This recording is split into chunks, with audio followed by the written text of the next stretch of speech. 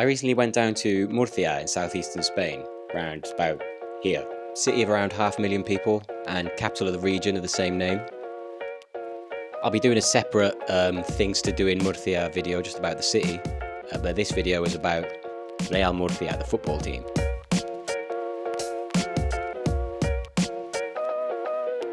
So I was there visiting my mate Jadams from the River Trip series. Check that out if you haven't already. But he doesn't like football, so I also spoke to Brian, who does like football and has lived there for 35 years, so he'll be popping up time to time with a more local perspective. Founded in 1919, at that time playing on a field called La Torre de la Marquesa, just next to what is now Plaza Circular, roughly where this lovely train station is today. This is their away kit. But the traditional home colour is pepper red, and their nickname is also Los Pimenteros. One of the typical vegetables in the Murcian region is the red peppers, and in Spanish it's pimiento, so that's come from the red peppers. Spanish football clubs do know how to make a classy logo, and Real Murcia is no different. So what does this one mean? Well, the area was often a frontier zone throughout history between rival Spanish kingdoms or the Christian kingdoms and the Moors. So the 7 crowns in the shield, just like the 7 crowns on the region's flag, are crowns that were granted to Murcia at various times down the centuries by various Castilian kings as a reward for loyalty during wars. The big crown on top is a lot more recent. That was granted by King Alfonso XIII in the 1920s, along with the title Real, which means royal. And the logos looked basically the same ever since. If it ain't broke, don't fix it. I think a lot of teams could learn from that approach. Around that same time, they moved into the Estadio Condomina, right next to the bull ring, where they stayed for the next 80-ish years. They were always a bit of a yo-yo club, doing the whole gamut from first tier to fourth tier throughout their history. They've enjoyed quite a few seasons in the top tier in their time, most recently in the noughties when they got promoted twice, but got instantly relegated both times. Bit of a Spanish West Brom. They beat Real Madrid one of those seasons. Beckham got a red card for calling the linesman an hijo de puta. Brian remembers going to some of those La Liga games at the old Condomina. As you say, they were a yo-yo team. It was kind of first division one year, drop to the second, then they'd win the second, go back up. And it was fun. I mean, it was a very old stadium, and it hasn't really changed very much. It was really cool. It was thousands of people eating sunflower seeds and cans of beer. These kind of men coming around with buckets full of beer. It was just with ice. It was wonderful. And God help the poor linesmen. I mean, I've never seen anything like it. There was a guy who owned a newsagent's here, and he was so quiet and so calm. And I was at one of these matches, and he just lost it with a linesman, jumped up on top of the railings and was going to kill him, and he was going to rip his head off. And I'm going, oh my God. And we were going to get a taste of that intensity soon enough. But they're known in Spain as the Kings of the Second Division, which is where they spent the bulk of their time. And they actually hold the record for second-tier titles with 8. So the current structure of the Spanish football league system, you've got Primera División, more often called La Liga, and you've got Segunda División. They're the only 2 fully professional leagues. Underneath that is semi-pro and administered by the RFEF. So you've got First Federation, split roughly north-south is 2 groups. And then second federation, and Real Murcia, they're in the first federation, which is the 3rd tier overall and the top semi-professional tier. Hope that makes sense. But they do feel like a club that's too big to be at the level they're playing at. Like, I looked through a few of the other teams in the league, and some of them played in stadiums with like 1,000, 2,000 capacity, whereas Real Murcia are playing in this really nice new stadium of like 30,000 plus. Murcia at the moment in the 3rd tier of Spanish football is getting 25,000. So they have a huge fan base, and they travel all over Spain or as far as they can to watch them. A few years back when they were in the first division, season tickets sold out almost immediately. It was like really hard to get a ticket. You can tell the buzz. If Murcia get promoted, the typical thing, the Plaza Circular, and you'll get thousands of people. Murcia really is a historic team. I mean, and they deserve to be a lot higher.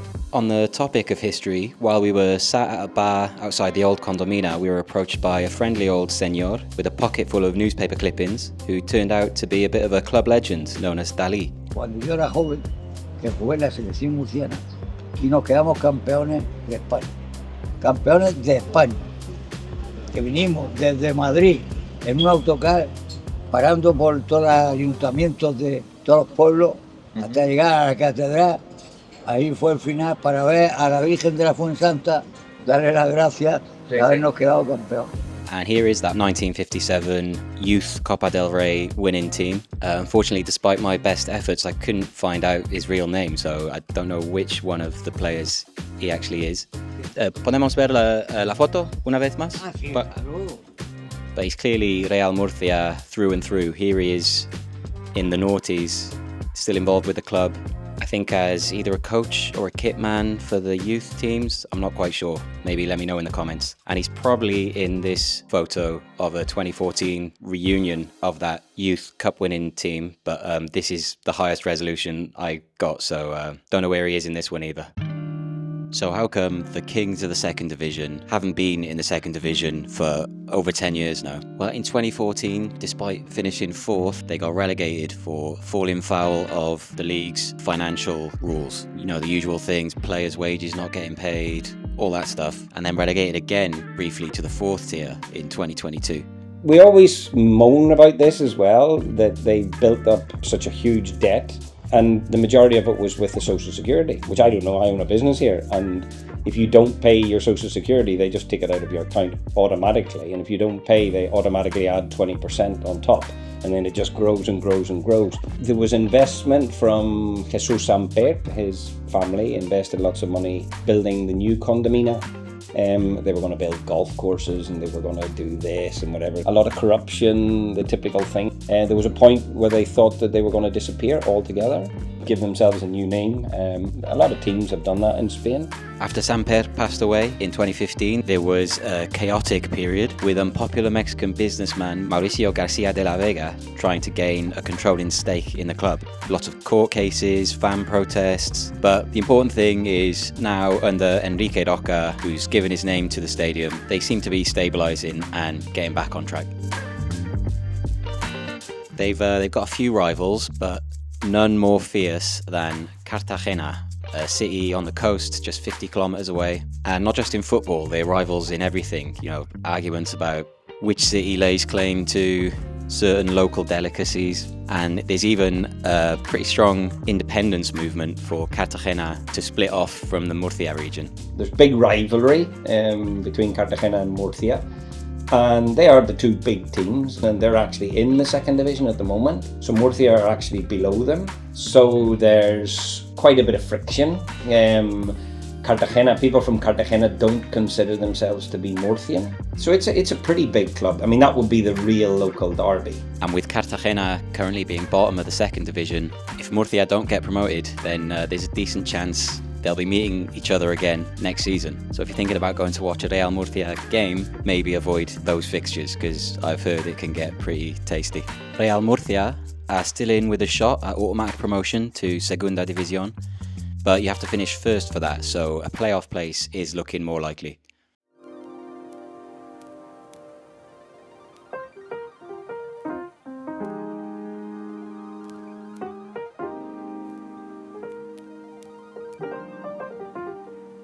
So, the Nueva Condomina, or Estadio Enrique Roca. It's out of town, part of a modern development with car parks, a shopping centre, some lonely apartment blocks.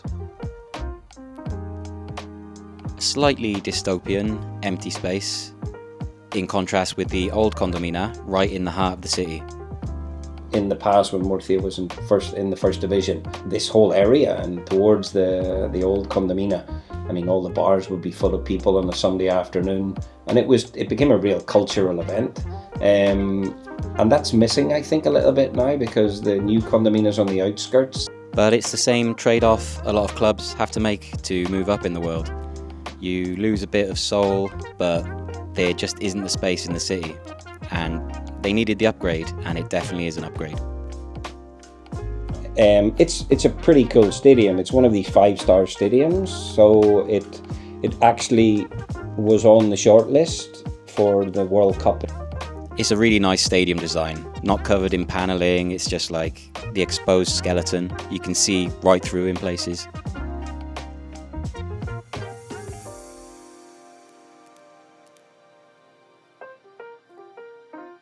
You can get there by tram from Plaza Circular in about 20 minutes. Most of the fans get their pre-match food and beers in and around the shopping centre before funneling over the bridge to the stadium.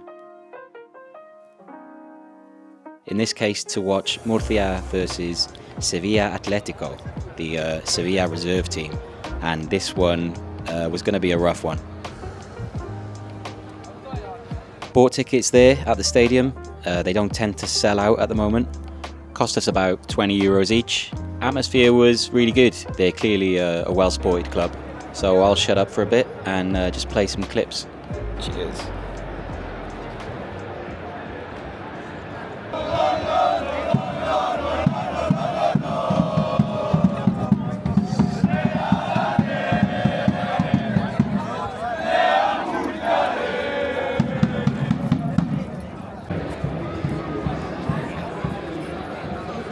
Outside the Estadio Enrique Roca.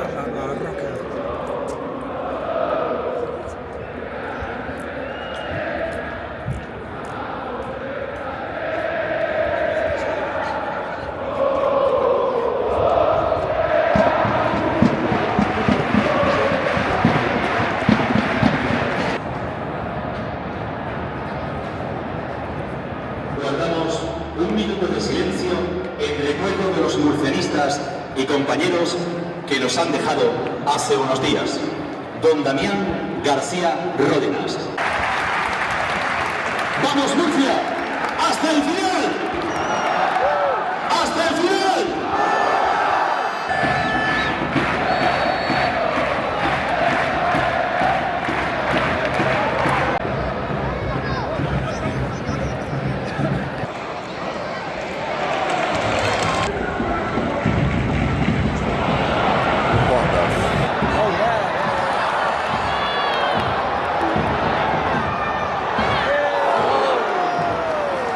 They eat sunflower seeds when they watch football, so I'm just trying to do the local thing. Absolutely rubbish at it though. Making a complete mess.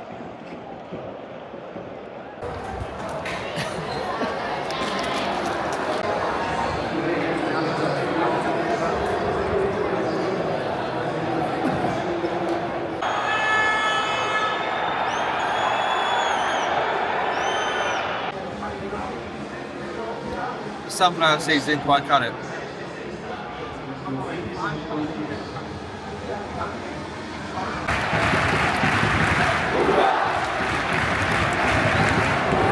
At some point it got really heated, partly because Seville took the lead, partly because Murcia kept coming close and squandering chances.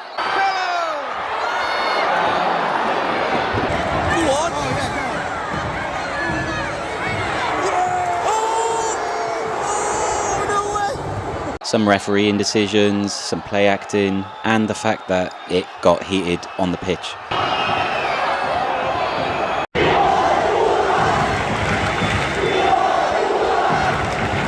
There's nothing wrong with an electric atmosphere, but obviously I don't condone throwing cups and bottles onto the pitch, which got so out of hand the players actually left the pitch for about 20 minutes.